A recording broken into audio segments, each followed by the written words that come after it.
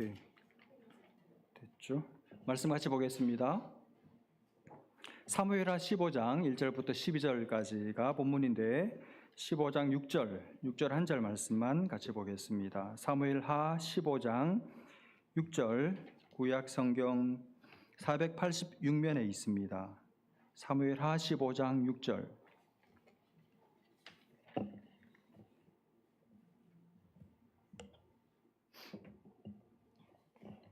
15장 6절 한 목소리로 같이 읽습니다. 시작. 이스라엘 무리 중에 왕께 재판을 청하러 오는 자들마다 압살롬의 행함이 이와 같아서 이스라엘 사람의 마음을 압살롬이 훔치니라. 아멘. 바세바와 범죄하고 난 이후에 하나님께서 말씀하신 대로 다윗의 가정에 계속해서 피바람이 불어 닥치게 됩니다. 형제간의 사륙이 벌어지고 오늘에 와서 이 아버지를 반역하는, 아버지의 왕좌를 빼앗고자 도모하는 그런 비극까지 이 믿음의 사람 다윗이 겪게 됩니다. 오늘 그 이야기를 살펴볼 텐데 오늘 본문을 보시면 압살롬은 크게 두 단계를 거쳐서 이 말하자면 쿠데타를 이제 실행에 옮기게 됩니다. 첫 번째 단계는 아버지의 백성들의 마음을 훔쳐요. 이게 첫 번째 단계고, 두 번째 단계는 이제 그렇게 4년 동안 말하자면 이 밑밥 작업을 하고 나서 물밑에서 공을 들인 후에 이제 본격적으로 헤브론에 가서 이제 왕위 찬탈 작전을 벌이게 됩니다. 하나씩 살펴볼 텐데 먼저 백성들의 마음을 훔치는 작전을 펼칩니다. 여러분, 마음을 얻는 것하고 마음을 훔치는 것은 다르죠. 어떻게 다릅니까? 마음을 얻는 것은, 어떤 사람의 마음을 얻는 것은 좋은 것입니다. 여러분, 연애를 하려면 마음을 얻어야 돼요. 자꾸 따라다니고 쫓아다니고 귀찮게 하고 스킨십 하려고 그러고 그러면 안 되고 어떻게 해야 됩니까? 일단 마음을 얻어야 됩니다. 그래야 연애에 성공할 수 있습니다. 목회도 그렇고 여러분의 직장에서 성공하려고 할 때도 일단 여러분 주변에 있는 사람들의 마음을 얻어야 됩니다. 마음을 얻는 것은 당연히 우리가 해야 할 일이고 잘해야 합니다. 그러나 마음을 훔치는 것은 다르죠. 여러분, 훔친다는 말이 무슨 말입니까? 내게 아닌데 남의 건데 내 것으로 만들고 싶어서 남의 것을 뺏는 거잖아요. 그러니까 남의 것을 내 걸로 만드는 거니까 이것은 범죄죠, 범죄. 나쁜 것입니다. 지금 압살롬은 백성들의 마음을 얻으려고 하는 게 아닙니다. 백성들의 마음을 훔치려고 하고 있습니다. 그 말은 무슨 말이냐면 백성들의 마음이 자기 게 아니라는 말이에요. 여러분, 자기 게 아니면 누구 겁니까? 1차적으로 모든 인생들의 마음은 여러분 하나님의 것입니다. 하나님께서 인생의 마음의 주인이세요. 하나님만이 우리의 마음을 소유할 수 있습니다. 하나님만이 우리 마음을 차지할 수 있습니다. 그리고 또 하나, 여러분 이스라엘 국민들, 이스라엘 백성들의 마음의 주인이 누굴까요? 지금 현직 왕인 다윗입니다. 다윗. 그렇죠. 이 사람들은 다윗의 사람들이에요. 자기 사람들이 아닙니다. 다윗에게 마음을 주어야 될 사람들입니다. 근데 하나님께 마음을 드리고 다윗에게 마음을 주어야 될 이 이스라엘 백성들의 마음을 압살롬 자기가 중간에 탁 끼어들어가서 가로채고 있는 것이죠. 훔치고 있는 거예요. 아주 악한 행위입니다. 그 일을 어떻게 하고 있습니까? 1절을 한번 보십시오. 그 후에 압살롬이 자기를 위하여 병거와 말들을 준비하고 호위병 50명을 그 앞에 세우니라. 여러분, 지금 어떻습니까? 마치 자기가 왕인 것처럼 행세하고 있습니다. 그렇게 전력을 다 갖추고 그리고 어떻게 합니까? 2절을 보시면 압살롬이 일찍이 일어나 성문 길 곁에 서서 어떤 사람이든지 송사가 있어 왕에게 재판을 청하러 올 때 그 사람을 불러 이르되 너는 어느 성읍 사람이냐 하니 그 사람의 대답이 종은 이스라엘 아무 지파에 속하였나이다 하면 일찍 일어나요. 그리고 성문 곁에 섭니다. 성문은 사람들의 출입이 왕래가 잦은 곳이죠. 말하자면 법정과도 같은 곳입니다. 그런데 이 사람들이 왜 왕에게 갔을까요? 억울한 사정이 생겨서 지방법원에서 이제 송사를 벌였는데 해결을 안 해준 겁니다. 못 해준 겁니다. 안 받아들여줬어요.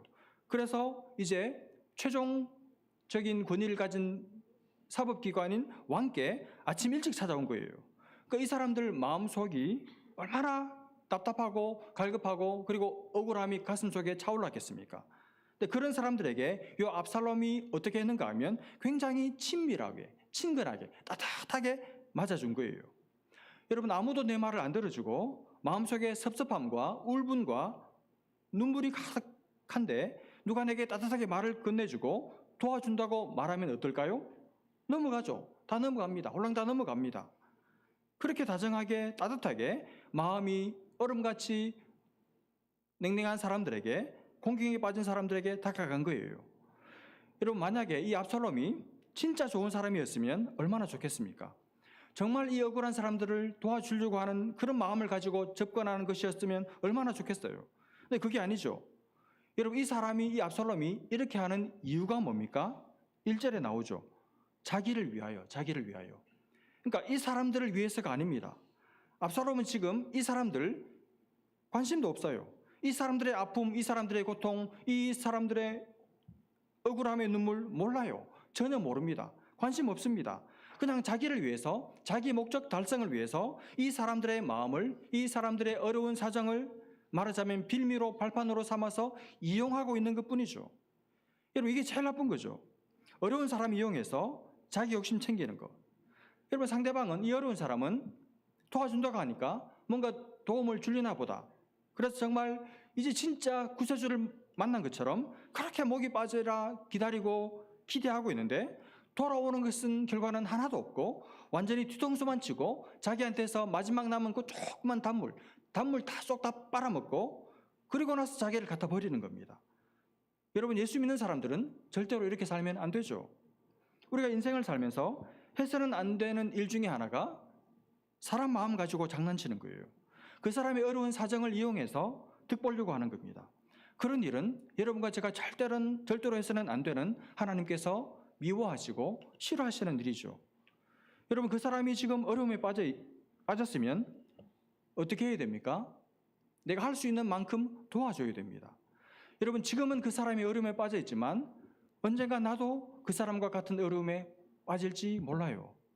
그래서 어려움에 빠져서 힘들어하고 있는 사람을 동정하고 도와주고 기도해 주는 것을 하나님께서 틀림없이 기억해 두고 계셨다가 내가 그런 똑같은 어려움에 빠졌을 때 하나님께서 그런 나에게 그런 돕는 사람을 보내주실 줄로 믿습니다.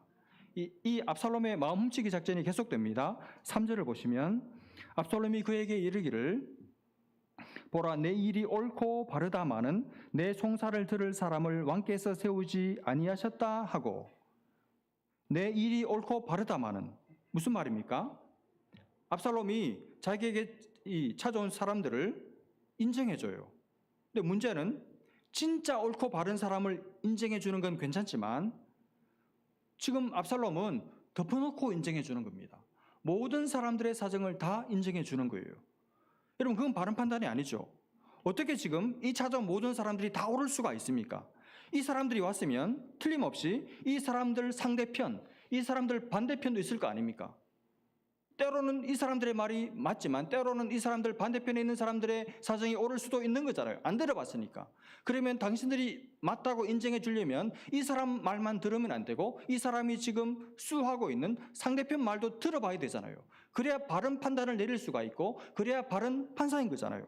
그런데 압살롬은 지금 이 사람들의 마음을 속이고 혹하게 싶어서 무조건 덮어놓고 다 옳고 바르다는 거예요. 당신이 맞다는 겁니다. 당신이 옳다는 겁니다. 재판을 하면 틀림없이 100% 무조건 당신이 이긴다는 거예요. 말하자면 그냥 그 사람 말을 다 믿어주고 그냥 자기가 그 사람 편을 들어주는 것이죠. 왜 그렇게 할까요? 내가 그 사람 편을 들어줘서 이 사람이 내게 마음을 줘서 이 사람도 내 편이 되도록 만드는 수작이죠. 자, 그렇게 말해놓고서는 그 다음에 그 사람의 마음에 이제 짙은 어둠의 물감을 확 풀어놓습니다. 뭐라고 말합니까? 틀림없이 이번 당신이 가지고 있는 이 송사건 반드시 당신이 이겨야 되는데 그런데 문제가 하나 있다는 거예요. 그 문제가 뭐냐 하면 왕이 시원찮은 재판관을 세워놓았을지도 모른다는 거예요. 그렇게 말하자면 왕을, 자기 아버지 다윗 왕을 간접적으로 우회적으로 까는 겁니다. 이걸 전문용어로 돌려가기라고 말합니다.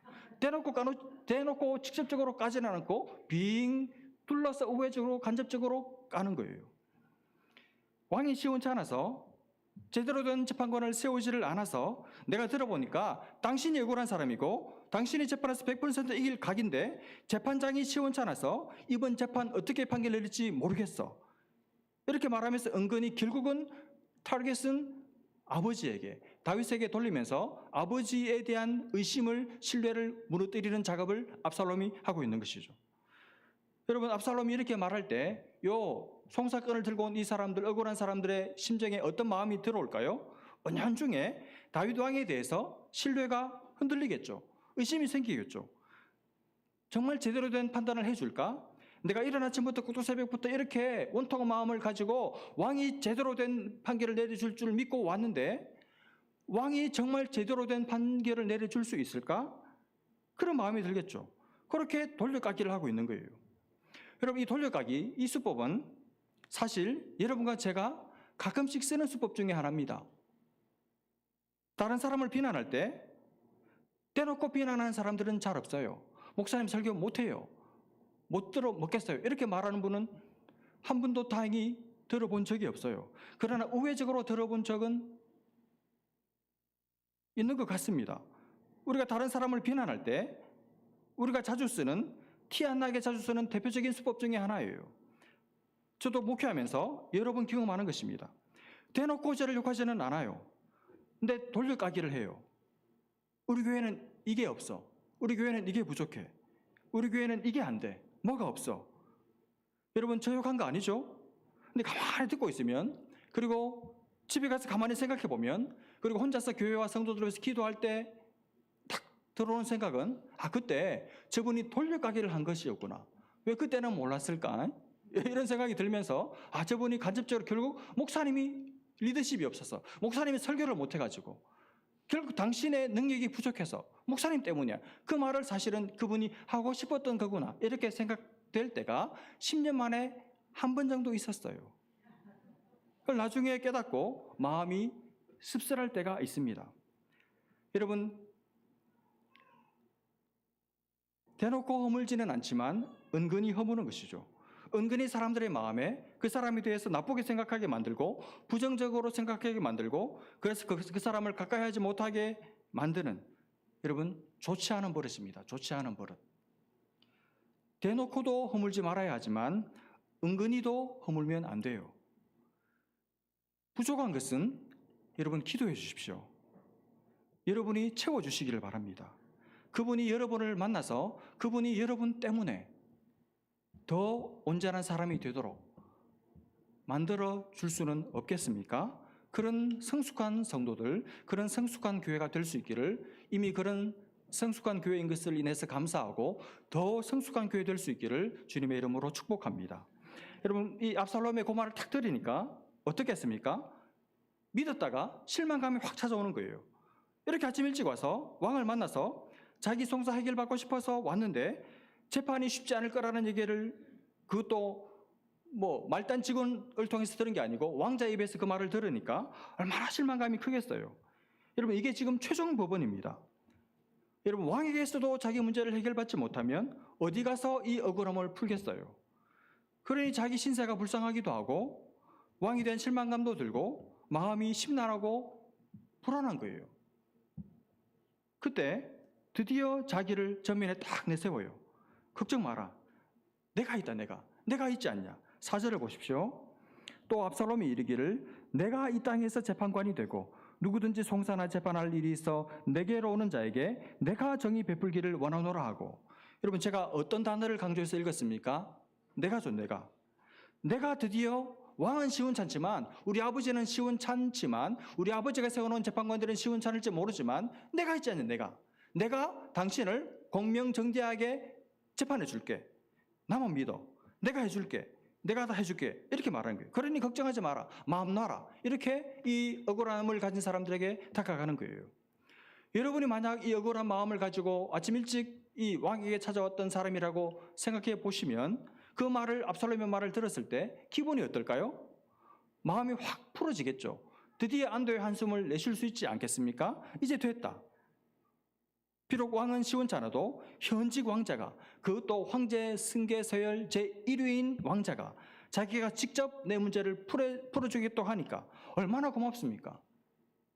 그래서 어떻게 합니까? 5절.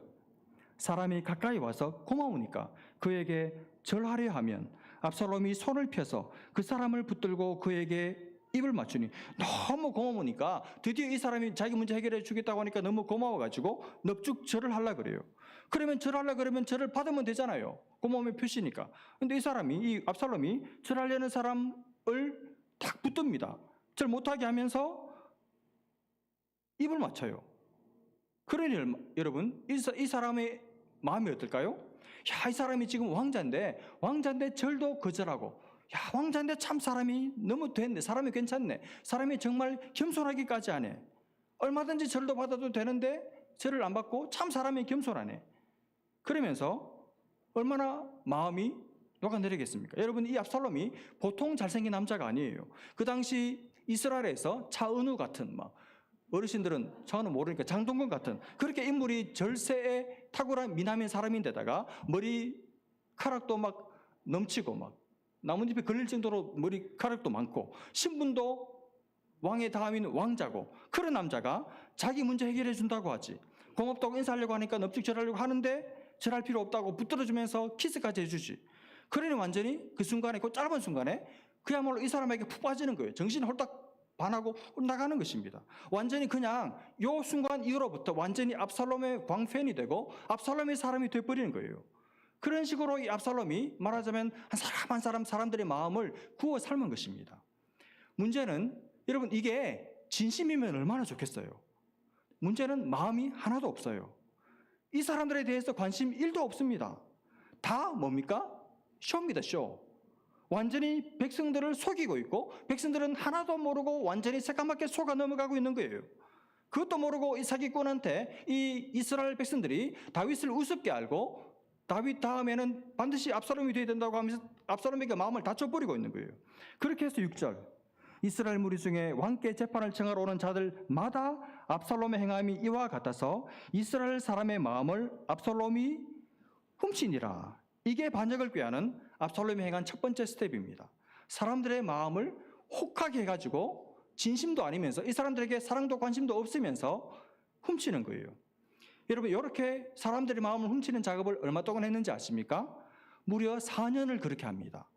악한 사람들도 악한 일을 하는 데 있어서 열심히 특심해요. 무려 4년 동안 아침 일찍 일어나서 하루도 그러지 않고 4년 동안 공을 들입니다. 그리고 나서 이제 4년이 지났습니다. 드디어 이 반역을 실행에 옮길 때가 되었습니다. 7절, 4년 만에 압살롬이 왕께 아뢰되, 자기 아버지죠 다윗 왕께 아뢰되, 내가 여호와께 서원한 것이 있사오니 청하건대 내가 헤브론에 가서 그 서원을 이루게 하소서. 다윗에게 찾아가요.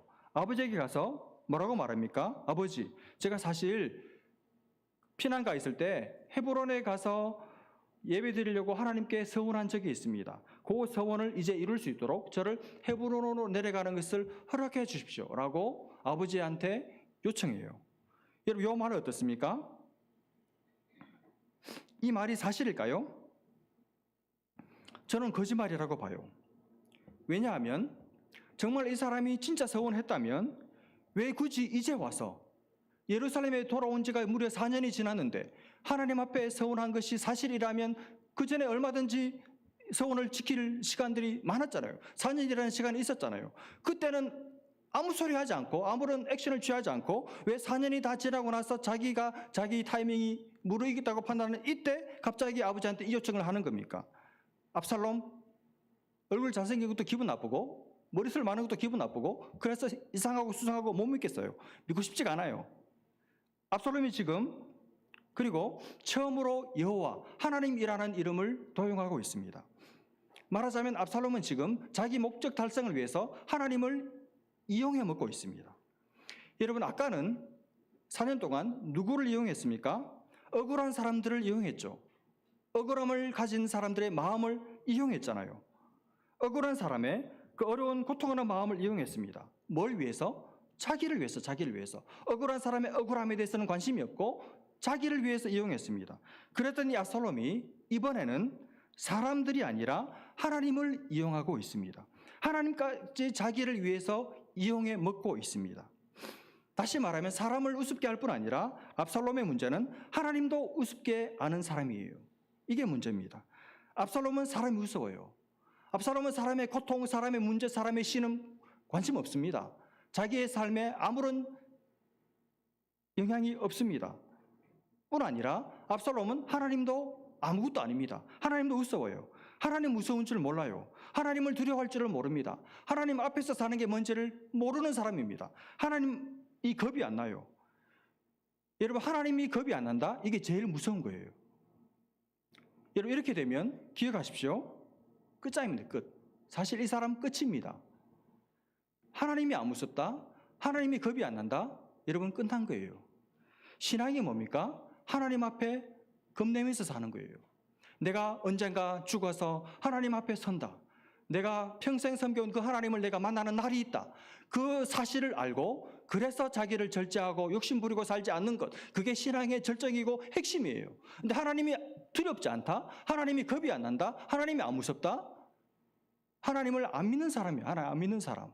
교회 안에서 막 하고 싶은 말 다 하고 목사가 욕심 다 부리고 돈 더 내라고 하고 이렇게 하는 사람은 하나님을 우습게 하는 사람이고 하나님 겁낼 줄 모르는 사람이고 그 사람은 신앙인이 아니에요. 종교인이죠. 여러분, 하나님 겁내십니까? 하나님 두려운 것을 여러분 알고 사십니까?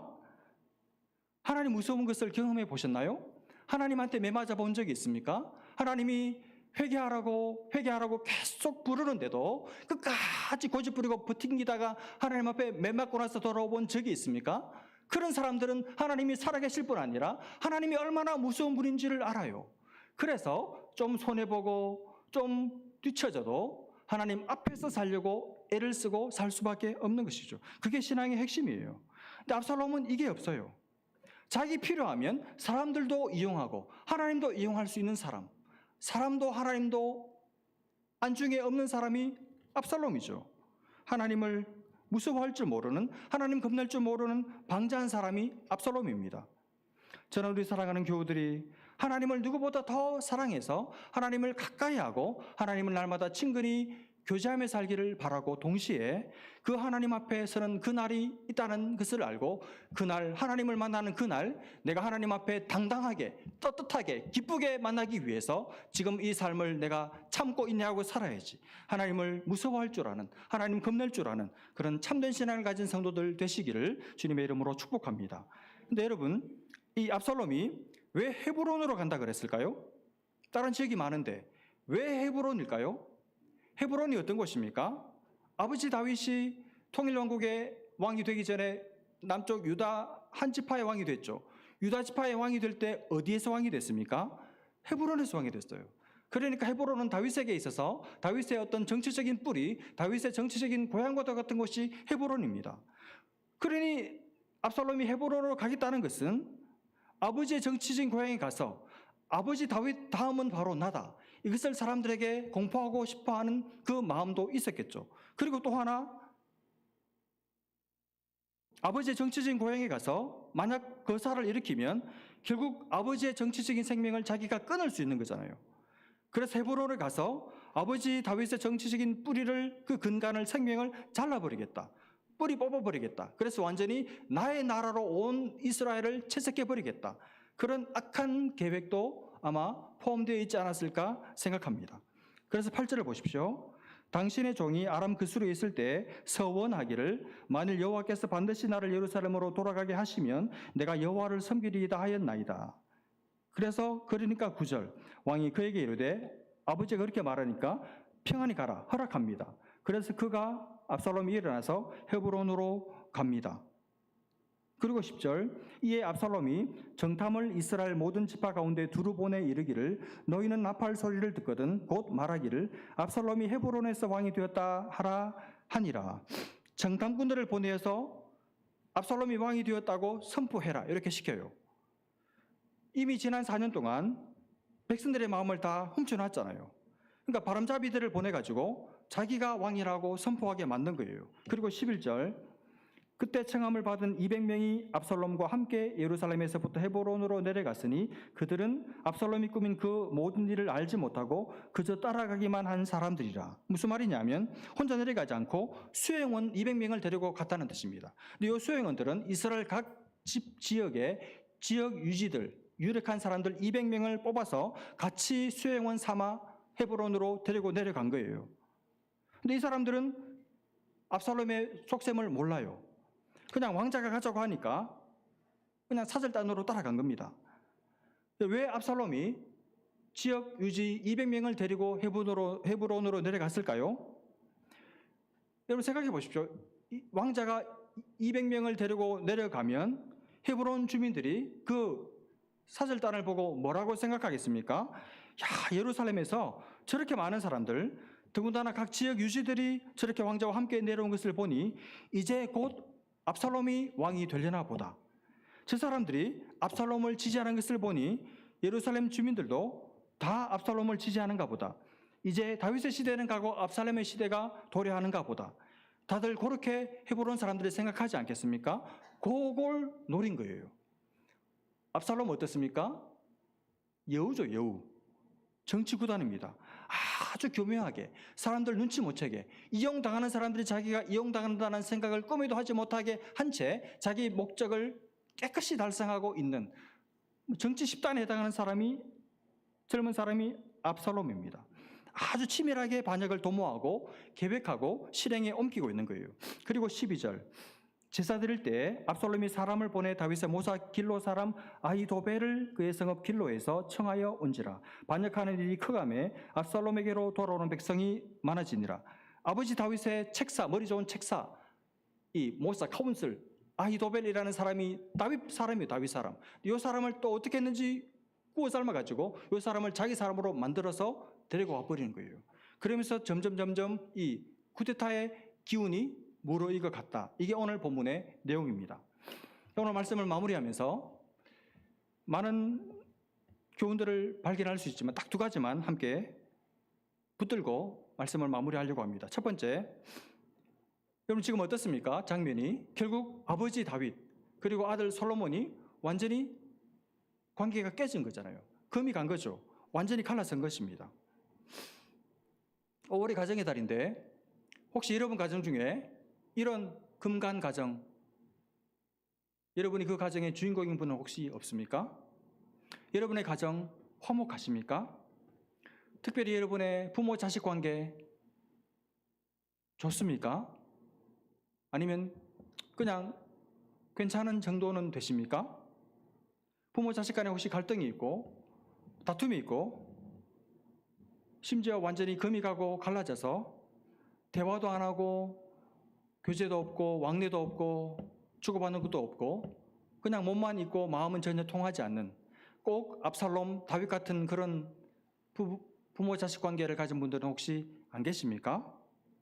오늘날 이민교회가 가지고 있는 가장 큰 아픔 중에 하나는 부모와 자식 세대 간에 너무 큰 단절이 있다는 거예요. 너무 큰 틈이 있다는 것입니다. 교회 안에 기성세대와 노년세대와 젊은 세대 간의 대화가, 교제가 끊어진, 단절된 그런 교회들이 얼마나 많습니까? 그래서 어르신들이 모이는 교회는 어르신들만 있고 젊은 사람들이 모이는 교회는 젊은 사람들만 있는, 그래서 뭔가 있는 것 같지만 뭔가가 허전한 그런 교회들이 오늘 우리 시대에 큰 아픔이고 그런 교회들이 얼마나 많은지 몰라요.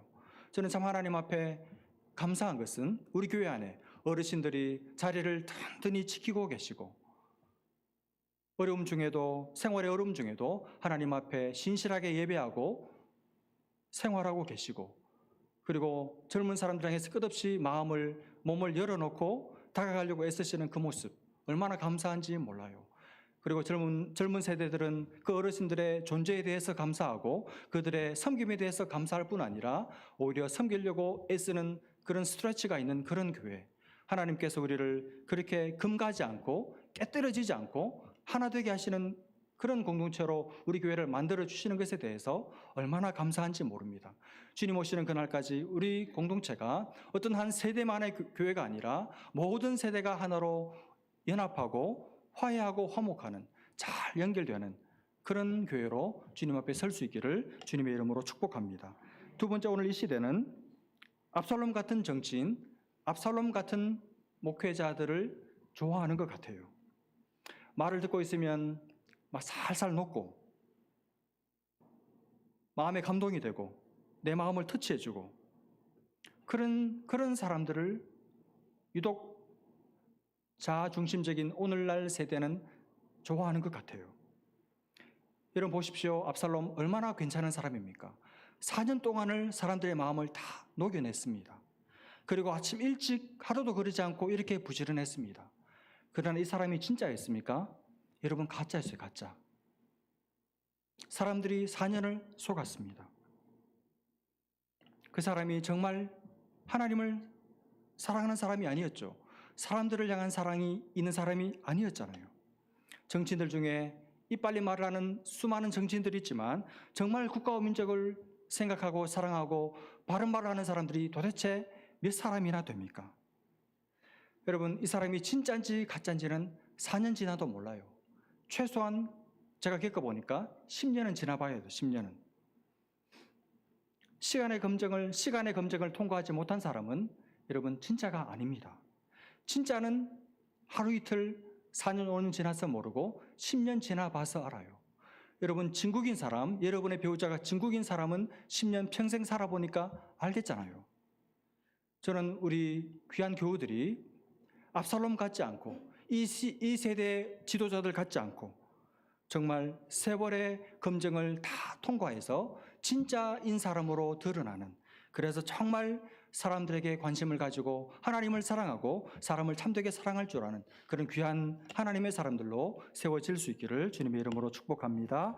기도하겠습니다. 하나님 아버지, 압살롬 같은 사람들이 득세하는, 그래서 압살롬이 인기를 끄는 이 세대 가운데 하나님, 우리 공동체, 우리 교회, 우리 귀한 교우들 압살롬의 길을 걸어가지 않고 사람의 마음을 훔치는 길로 걸어가지 않고 참되게 진실되게 세월의 검증을 통과해서 사람의 마음을 얻을 줄 아는 진국인 사람들로 자라나게 도와주셔서 사람을 사랑하고 하나님을 사랑함으로 보이는 곳에서 섬길 뿐 아니라 보이지 않는 곳에서 기도의 골방에서 눈물로 씨를 뿌리며 기도하며 사람들을 사랑으로 섬겨내는 진실한 사역자, 진실한 일꾼들로 자라나게 도와주셔서 우리 귀한 교우들을 통해서 이 땅에 무너진 데가, 이 땅에 황폐한 데가 사람마다 가슴에 응어리를 가지고 멍을 가지고 살아가는 사람들의 가슴을 참되게 어루만져 치유하고 고칠 줄 아는